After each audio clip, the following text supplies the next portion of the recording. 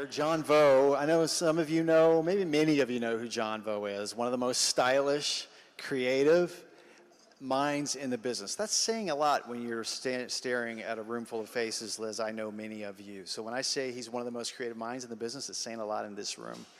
But one of my favorite stories about John Vo, and by the way, as a sidebar, before I forget, what Jason just said about the die line, that is truly one of the most inspiring product and packaging sites that you could follow. I encourage you to follow it for inspiration every day, because they've got a library that I was looking at several years ago, and it's still an amazingly inspiring product development. Anyways, John Vo has sourced some of the most difficult projects in this industry I have ever seen. And when we were doing sales sessions conferences this last year in LA and New York, I got to tell one of those stories that's truly the most complex story I'd ever heard. We don't have time for it now, but you ask John Vo about the Google story sometime. One of my favorite stories, though, about John Vo is that he lives down the street from Google, and Google found John through a Google search. And I just love the irony of all of that. Folks, John Vo.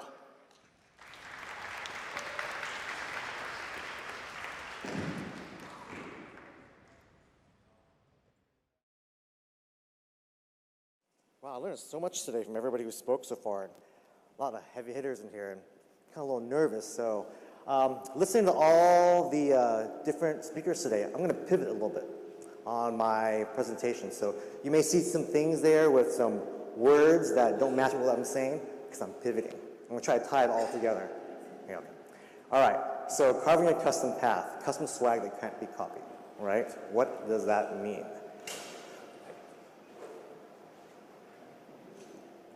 How many of you know this mug? I mean, not the client on it, but just the mug itself, right?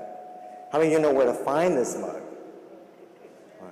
How many of you like look at this mug and go, yeah, fuck, I gotta have that mug. Right? And that's the problem that I ran into a few years back. I've had this client for many, many years, probably 12, 13, 14 years or so, and I felt like we had a good relationship with them. You know, we did this mug for them, and the mug's changed a little bit over the years, the style of it. What we found was that we had this good relationship, but every once in a while, we'd miss out on this reorder, and I'd wonder why. Like, hey, you know what, usually we order every 6 months or so. Why didn't we get it this quarter, you know, or this half of the year? And you have an honest conversation with your client, and they're like, oh, you know, we went with another company, you know, they're like $1 cheaper than you. I was like, I've been doing this for like 10 years. I mean, really, it's $1. You order 72 mugs at a time, you know, every 6 months. Is that $72 really going to make a difference? And it's just a simple example, and it's happened with other clients. It's happened with other projects throughout the years. And it led me to think like, man, if I'm just selling this mug and and somebody else is coming in 5 cents, 10 cents cheaper, $1 cheaper, and they're stealing the order from me, I should stop selling this mug, you know? But if I stop selling this mug, what am I going to sell to my client instead? And so we decided to go down a custom path. Custom path meaning not off the shelf. You know, there are times when off the shelf is perfect. It's great, simple project. You don't need to reinvent the wheel. You know, and those projects work. It's easy money. I like it, but it doesn't inspire me. And when those projects don't inspire me, I don't want to pick up the phone and talk to my client. I don't get excited about work, and I want to get excited about work. And what excites me is doing something that's challenging. Like everybody who's spoken before you, they're trying to tackle these challenges that gets their brain thinking, you know, gets them thinking about things in a different way, and that's really what I wanted to do, and that's why I started to push my clients towards custom items that you can't find off the shelf. And it's been difficult because custom is not easy. You know, I think someone said it before, the easy path is not always the right path, right? So, why custom? First of all, if you sell an inspiration, then you can set your own price. And I will give you an example of that in a bit, okay? If you can set your own price, then you eliminate the price shopping. And then you're not going to lose those reorders. Because if it's something that you did that only you can do for them, they're going to come back to you for that order. Okay. One thing that happened that I didn't count on was that doing custom projects for clients, you do a few of them, they start to look at you as an expert getting things done. And then they'll come to you for projects that are maybe outside of your scope, you know, and whether you do it or not, that gives rise to more referrals, more business, and just different opportunities that, may make you happy, and do things that are outside of your scope and challenge you. And that's what we really want, right? Oops. So how do you get your clients to do these custom items? You can show them pictures all day, catalogs, magazines, and all that, but what you really need to do is give them something tangible they can hold on to. They can look at it and say, wow, this is really cool. This is a little different. This hat is different from all the other hats I've gotten. This mug is different from all the other mugs I've gotten. And so self-promos are very important for us in our business. And we do self-promos and we do kits to send out to our clients multiple times a year. And in each kit, there's at least one item that is not off the shelf. There's some items that are off the shelf, you need it, but at least one item or more that is completely custom, or it's modified in some way where it's not just taking it, screen printing your logo on it. Okay. And where do we get our inspiration for these kits? Jason said it perfectly, go shopping. We do a lot of sourcing retail. We walk the boulevards. We go to Abbot Kinney as well. My Instagram is awesome. I have so many weird interests that my Instagram just pops up and it's all this dumb stuff that makes me laugh and makes me excited, like, oh, I gotta have that. And then, I don't know if they're listening to me when I'm talking to myself, my wife, but all of a sudden these targeted ads pop up. I was like, the other day, I just bought like $500 worth of bed sheets because they look so awesome, and they are awesome. We got them in right before I left, and we tried them out, and they're amazing. So, yeah. And then I'm gonna tell you guys how and where I source things. It may not work for you, but it may give you ideas on how you can source yourself. Okay? All right. So, inspiration, retail. Walk, go to the mall, go shopping, find a trendy store, find a brand you like, visit their stores, because retail has it right. And retail drives the promo industry. Packaging is important, just the culture of the retail. Everything that you see that makes you stop and go, oh, I gotta have that. You have to pay attention to that, because if you're feeling that way, there's a good chance that other people are feeling that way too. All right? Magazines, catalogs, it's best, but I look at Teen Magazine, I look at GQ, I look at Cosmo, look at all these things just to get ideas and inspirations. And you'll see that as you're reading more and looking more, you'll start to see patterns and trends. And if you can recognize that, then you can kind of start researching that more and diving deeper into that, and you may find something that'll work for a client, or a project that you're working on. And you just keep that in the back of your mind. On the street, I was driving, billboards. I live in Los Angeles, Southern California, so a lot of hip people there. I was driving, I see young people just on the streets. It's like, oh, wow, look at that cool bag. Or look at that awesome hat he has. Or look at that guy's huge speaker that he's carrying like a boombox, but it's not a boombox. Where can I find that? I got to have that, right? We got to talk, Jason. And then, like I said, social media, Instagram, Snapchat, Facebook. Those targeted ads, I don't know how they do it, but they work on me. I have to admit, I'm an impulse buyer. I buy a lot of stuff that gets sent to me, and the stuff that I buy, I keep track of, because if I bought it, maybe somebody that I know, my clients would like it too, right? So, resources. So there's industry suppliers, which we try to use a lot of. A lot of your industry suppliers they have a custom department that will do stuff for you, overseas and stuff like that. Oops, no, too early, the early reveal. Everybody close your eyes. Okay, all right, good. And then there's also non-industry suppliers. So there's manufacturers that are not in the industry, artisans, factories overseas, mom and pop shops. Don't rule out anybody who can make something, whether they're in our industry or not. You never know how something can tie in, and I'll try to touch on that too. We've been using sourcing firms a lot, so companies like that will be your liaisons between the factories overseas, and yourself, so that sometimes the industry supplier can't do it in time, or it's out of their scope. You need to source something. We use a lot of sourcing firms that speak the language over in Asia or India or wherever it is, and they will help be our liaisons and try to get the projects done. So we've been using them a lot lately with really good success. Factory direct, not for the faint of heart. This is how we started. There was a product that I needed. I couldn't find it here, so we used Alibaba. This was like years ago, before it got streamlined, but it's a scary thing, guys. Sending your money, wiring cash overseas, and not knowing if it's going to be right. I would highly suggest that you do not do that unless you have no other choice, because it is stressful. So retail. Sometimes we go to retail to buy things for clients.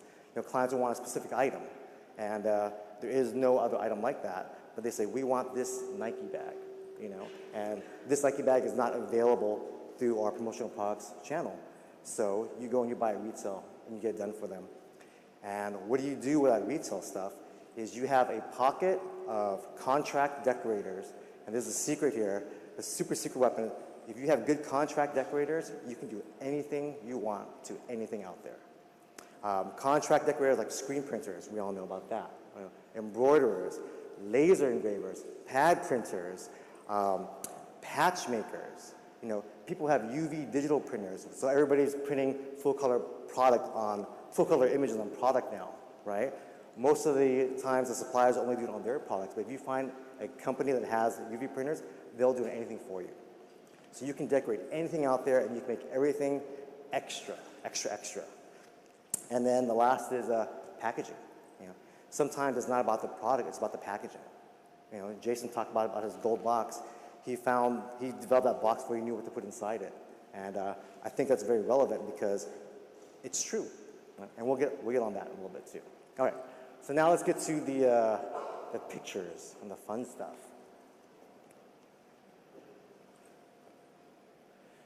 So, my client wanted a little Bluetooth speaker that was a circle, so they can print an image of a record on it, so they can give out to their VIPs at music festivals. Because their theme and their campaign was strictly vinyl, so they had all these DJ booths and everything. And they had a certain budget in mind, they had a certain quantity in mind, and we could not find anything that would fit. Nothing was really worthy of what they wanted to do. Their campaign was beautiful. They had all these full-color graphics. Just nothing worked. So after a while, we were like, we can't find anything for you. And I came across an ad, and it was for a Crosley portable record player. Is it Crosley? He's like, yeah, Crosley. I was like, oh, you know what? That could work. Crosley is super expensive, way above their budget. So I talked to some of my factories overseas, some of my sourcing agents, said, find me a record player that's portable. And they did better. They found me a record player that's portable, that's also a Bluetooth speaker. So you don't actually need records. You can connect your phone to it and play music. So I got a sample here, and I looked at it, and I asked them, what can you do with this? They said, oh, we can put a logo on the outside of it. I was like, all right, well, that's a good step, but how is that extra? I sent it to one of my contract decorators, and they do everything. And I said, what can you guys do to this to make it really, really awesome? And they said, well, we can print the outside, yeah. We can print the little spinner thingy that you put the records on, yeah. We can't print the inside of the lid because it has that felt on it, so nothing's going to hold the graphics. I was like, yeah, but it'd be really cool to be able to do that. How can we do that? And I said, let us think about it. We'll get back to you. And they called me back an hour later and said, you know what? We took it apart. We're going to build these little plastic pieces to fit inside it, and we're going to UV print those plastic pieces, and it's going to be awesome. And so I had them do a prototype. Said to my client, that's what you see there. Where is it? All that. And the client loved it, and they said, how much is it? I was like, it's 6 times your budget. They're like, wow. Can you do it for 6 times? Can you do it for like our budget? I was like, no, it's 6 times your budget, And they're like, well, can you do this? Like, no. You know the amount of work that goes into this? It's 6 times your budget. I was like, well, what's the solution? I was like, order less. They're like, what are you talking about, order less? I was like, this is your budget. You can't go above that budget. Do you really want this? Like, we really want that. I was like, then order less. Do you really need to give this out to 600 people?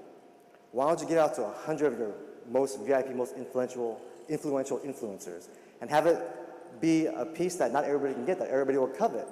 And God, I don't know, I must have been on Super Juice that day, but they bought it. They bought into it. It was like, you know what? we're going to get an extra 20% into our budget. We're going to order more of those. And they went like wildfire. I mean, people loved it. And I'm really happy with this project because it was everything I ever talked about to my clients. It's like, it's not about quantity, it's about quality, right? Do you really want 1,000 people with your t-shirts and they don't really give a shit if they're going to keep that t-shirt or not? Or do you want 100 people with that record player and all those other 900 people? It's like, where did you get that? How can I have it? And especially proud of this project because it came out awesome. I mean, I'm not trying to brag, but it's fucking awesome. Look at that shit. That's crazy. And it worked. And so when we sent it to our clients, we went to like a record warehouse and we bought a bunch of old vinyls and then gave it to them. And I got that idea from Danny Rosen and his little presentation where they were sticking the records out of that little machine with a human in there. I was like, I got a great idea, guys. You should give this out with records. And they're like, records? Where do you find those? Like, I gotcha. So it was awesome. Oh, and by the way, if you have any questions at any time, just stop me, okay? This one is an example of using only industry suppliers, but it's still all custom stuff, okay? This client wanted to do some campaigns at different restaurants and bars to promote their new whiskey. And they wanted a tray that was in the shape of their bottle, and they wanted gold printing, they wanted everything black, they wanted everything custom, and we said, let's figure out what we can do. There's a woodworker, and by the way, if anybody wants any of these resources or vendors or suppliers, just let me know. Happy to give them to you guys. I just want to put them up here, but I'll share my sources. It's not a big problem. Wood, custom cut, UV printed. The little drink stirrers are industry supplier, Harco, custom molded. That's what they do. The cups, they wanted black cups, glass cups. They weren't any to be found. We were talking with some supplier friends, and Glass America, they can paint the cups. And they have options to do that, which really leads me to my next pivot point where I was listening to Amanda talk today. She's like, talk to your suppliers. We want to help you. And that's what we did. We talked to all these different suppliers, said, hey, what can we do to make this black cup? And Glass America came back and said, we can frost it for you and paint it for you. We didn't know they could do that. It's on their website, but it's hidden. It's not easy to find. But we had this open conversation with our suppliers saying, who can do this? We need a cool black cup. Can you send us some examples? And I said, well, do you like this one? It's like, yeah, they like it, but it's clear. It's like, well, we'll paint it black. So have open conversations with your suppliers, people. They're here to help you. I was talking with Edward yesterday, and he said, we just got this new digital printer in, and we can print rolls of fabric. We can do some cool shit. I was like, I have ideas. We're going to do that. And I would not have known that if I just didn't talk to him. So talk to your suppliers, guys. Oh, this is a fun one. Okay. So back in the day, VW had a campaign called Dub Punch. It was like every time you see VW, you punch somebody, right? It was on the commercials and all that. And they came and they said, hey, can you help us do something with this? We were thinking like boxing gloves, and my great idea was like, oh my God, I saw this cool thing. It's like a desktop like boxing ball thing, right? So you put it on, it's a suction cup, you hit it, it bounces back. And they're like, oh, we like that. And we start talking, and then it's like logistics. How do you ship this? It's so big to all the different dealers. It gets so expensive. It's like, come with something else. I was like, well, punch, when you say punch, I really think, brass knuckle. You can't give somebody a brass knuckle. And they're like, no, that would hurt somebody. And I was like, what if it didn't hurt somebody? I was like, well, if you can find me brass knuckles that don't hurt, consider it. We found this company, industry supplier, Foamworks, out in Maine, and I talked to them and said, hey, can you make us some foam brass knuckles? And I was like, no, we don't have that. I was like, how hard would it be to make it? It's like, I just pay for the dye, we'll make it. Okay, let's do it. It was the material they used was, those little fingers that you hold up at the sports games? It's really loose, right? And these are small things. You can't print fine detail on it. So I talked to them and said, hey, you know what? This is not working. My client's logo is not going to work on these. What can they do? And this is another example of an open conversation with our supplier partner. It's like, what can we do? Is there an option for this? And they said, well, we've been experimenting with this new printer, that prints on a smooth foam. Would you be interested in seeing the smooth foam? I was like, yeah, send us a bunch of smooth foams, So they sent us stuff, and it wasn't on the line yet, and they sent us a bunch of samples, and we tested it out. I was like, we like this one, and there we go. We did this project for them. Foam brass knuckles, and they went nuts, and they loved it. To this day, this has been like 8 years, I still get a random email once in a while because it's on our website. It's like, hey, can we get one of those VW foam brass knuckles? Like, you know what? I need one myself because I gave all my samples away years ago. And down here is a project my client was going to BlizzCon. It's a World of Warcraft video game. And so we want to make this shield. You know, how do we make this shield right here that we can give away at this conference? And I immediately thought, oh, we can do a foam one again because plastic molding is kind of crazy, right? So I was like, well, foam, let's talk to our supplier who did such a good job for us on this one. And they said, oh yeah, we can do that shield, but we can't print this graphics on that material. And I was like, oh, so what can you do? And they're like, oh, we'll think about it, you know? And they got back to me and said, well, you know, what we could do is we can get this material, we've been experimenting on putting flip-flops in our line, like punch-out flip-flops. We can use that material, it's like a slick, plasticky surface, and we can put full graphics and we can mount it on the foam. I never would have thought of that. And they never thought of it until I asked them, what can we do? You know? So talk to your suppliers, you know? Ask them what they can do. Maybe they don't even know what they can do, but maybe together you guys can think of something that'll work, right? So now they have a bunch of stuff on their site that I inspired. Okay. Let's see. Oh, this is a good one. This is a good one. This was one of my clients back in the day, and they had this campaign, and they said, John, we want to make these little French macaroons that we can put on display. You know, so can you make us French macaroons? I was like, yeah. Well, we talked to our, first thing I thought was the stress relievers, right? Those little thingies, the stress balls, but they didn't look realistic enough. Clients said, we want more realistic looking. Then I thought, oh, I went to the mall the other day because I was retail shopping, and I went to the food court, and they have all that food on display there. It's all lacquered and plastic, but it lasts forever, right? Because one of their requirements is that it needs to be on display for 2 months, right? And so it's like, okay, well, we can't put a real macaroon because it'll rot. So we showed them that. It's like, oh, it looks glossy and plasticky. It doesn't work for us. I was like, oh, man, I really want to do this project. It's going to be an awesome showpiece. I'm going to put it on my website. It's going to be awesome. So I called up a bunch of different bakeries, macaroons. And I talked to probably, it's got to be, I'm not exaggerating when I say 30 bakeries across the country. And there was a bakery nearby me that specialized in French macaroons only. So I called them up and I told them, you know, what I was trying to do, just an open conversation. I said, is there any way that we can make this macaroon look real, last on the shelf for 2 months without rotting, but not kill a kid who picks it off of the shelf and eats it?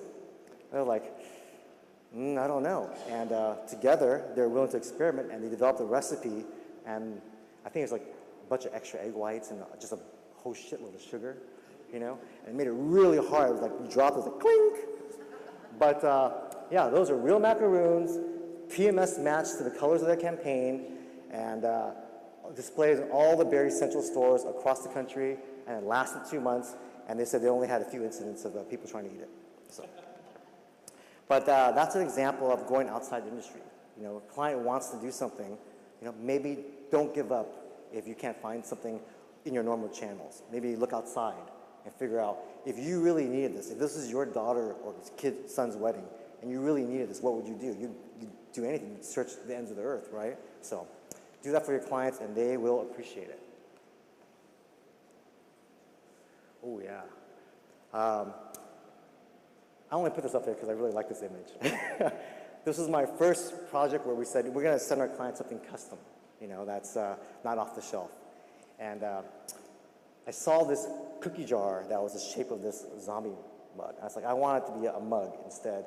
And I actually found this mug, and I found it on Alibaba. And I talked to the factory, and they said, oh yeah, we made that a while ago. We don't have the molds anymore. It's umpteen amount to do it, and you have to buy 2,000 mugs. And I was like, well, I only need like 100, right? I was like, can't help you. So went out, bought it at retail, found these little gummies, put it in there, all brain body parts. We packaged it in a really nice box, nice stickers and everything. I wish I had a picture of the box. That was before I was taking pictures of boxes and stuff like that. But the point of this is we went retail, but our logo is not anywhere out there, you know. It's not displayed anywhere. The box is probably thrown away, but to this day, clients still send me pictures every Halloween of them drinking coffee out of the mug. And the reason why is because it was so just shockingly like different, and I guess, memorable, that they'll always remember that we did it. And this always inspires me whenever I'm thinking about stuff for clients, like, is it memorable enough so that if they don't have anything that ties you to them, like a card or a logo on that, will they remember that you did it for them? And if you do something that's so impactful, they'll remember, and they'll say, oh, wow, he got that done for us. I don't know if you guys can see it, but right here, it's a whole buttload of water coming out of that thing down there. Our client said we want a cooler that will exactly fit our 6-pack of beer. Like, oh, easy peasy. Insulated cooler, 6-pack of beer, full color graphics, that's no problem. We got a little cocky. We just took them on their word for it. We didn't have an open conversation with the client. What are you going to be using this for? What are you going to be doing with it? They said, we want it exactly this size. Here are the dimensions. Make it for us. At no point did they say, oh, we're going to put ice in this. At no point did they say, oh, we're going to take it out of the 6-pack and just put the beers in there with ice. And so we get frantic calls like, hey, the coolers are leaking. I was like, what do you mean they're leaking? It's like, we put ice in there and the ice is melting and they're leaking. I was like, well, how did you fit ice in that pack with the 6-pack? I was like, oh no, we only put like 3 or 4 beers in there. So that was a major fail on our part because we didn't ask the client the right questions. We thought that, oh, they told us what to do, what they wanted, so it's an easy job. And I learned from this that you always have to ask the questions. Whether you think you know it or not, you got to put yourself in your client's shoes, and you got to ask them, how are you going to be using this? How would I be using it? And if we had done that, I would have said, you're not going to store ice in there, right? But I didn't. So that was a fail. Don't do that. Always talk to your clients. Oh, Bobby, it worked. Or did you do that? Did you do that? Okay. So we get to these self-promos. How do we tell our clients and show our clients that you can do stuff that's beyond what you're normally used to?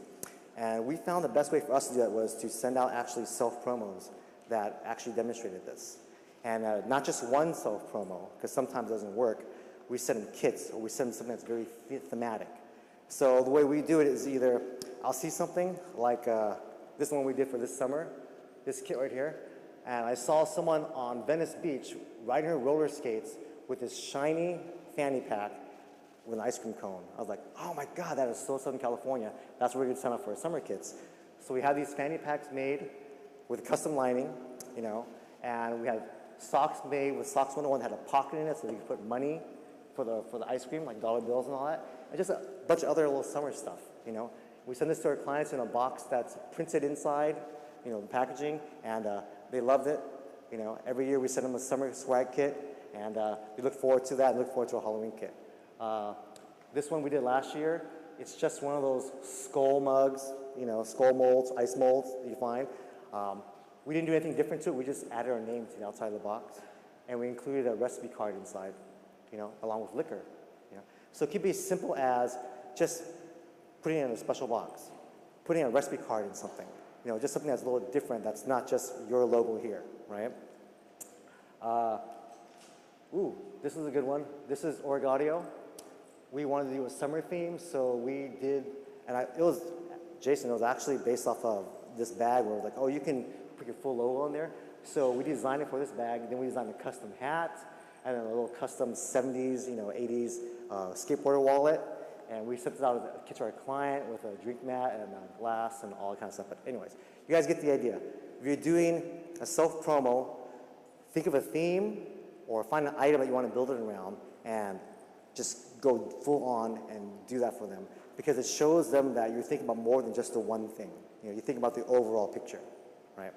And that's what the custom is all about. It's not just the product. The product is there because we're in this product industry, but what can you do that's beyond the product, that's above the product, that's outside of the product, that ties everything together, right? And we found the best way to do that is just have open conversations with your suppliers so you can find out what can they do, because they know better than you do, what they can do. And sometimes they don't even know, but together, you guys can figure it out and do really cool stuff. Oh yeah, here we go. Custom swagger is cool. Oh, so I don't know how much time I have left. I have 30 seconds. Okay. So earlier I said, if you do all these things, your clients will see you as an expert, and they'll start coming to you for things that are outside of your scope, right? we started doing all these custom projects with Google, and then they came to me and they said, hey, you know what, we want to do this benefit for Puerto Rico when they had the hurricane, right? We want to help Puerto Rico out. We did a project for them, and then they expanded and said, you know, we want to help these school out. The school won this award, and they got wiped out, and we want musical instruments to replace all the music instruments that were damaged at their school. Can you help us get all these music instruments, right? It's not a promo product thing. It's not a marketing thing. It's not something that we would do. I mean, why would you come to us to source these music instruments and get them to the school in Puerto Rico, right? And they did that because they recognized that we were willing to do stuff that maybe we weren't comfortable with. We were really trying to figure out how to help them out. And I guess that's really what I'm trying to say is that if you can show your clients that you're more than just a product taker, you know, an order taker, right? Then they'll start looking at you as an expert, and other opportunities will arise. You know, whether it's referrals or business or just different things that, I mean, they sent me pictures of all the students getting music instruments in Puerto Rico, and like a tear came out, like a little tear. I mean, I'm a weeper, right? I cry during movies and all that stuff, you know, but I don't cry during promo products, but this really touched me. And I never would have gotten that project if I didn't do all these other custom projects for them that they said, oh yeah, he's not just cups and mugs and pens, you know, so. And then maybe some tips, just be on the lookout, you know, keep your eyes open. If you see something that makes you stop and go, oh, that's cool, write it down, take a picture. You never know when it's gonna come back up, you know. Pinterest it, pin it, whatever. You never know. Look through it once in a while. It's like, hey, here are my inspirations, and something will click maybe. You know. Have open conversations with suppliers, especially Amanda. She loves having open conversations. Do that. And then, yeah, well, think about things that can help your clients, you know, things that would be interesting to them. And most importantly, everything you show them or you present to them, think of the pros and cons. How can it go wrong? What's right? Have a conversation about how they're going to use it so that you don't have a leaky cooler and it costs you a client, because it costs that client. So that's it, guys. Thank you. Like I said, if you want any of these sources, just let me know. I'm more than willing to share all of our decorators and everybody we use, all our sourcers, our overseas factories, anything you guys need, just let me know. You're welcome.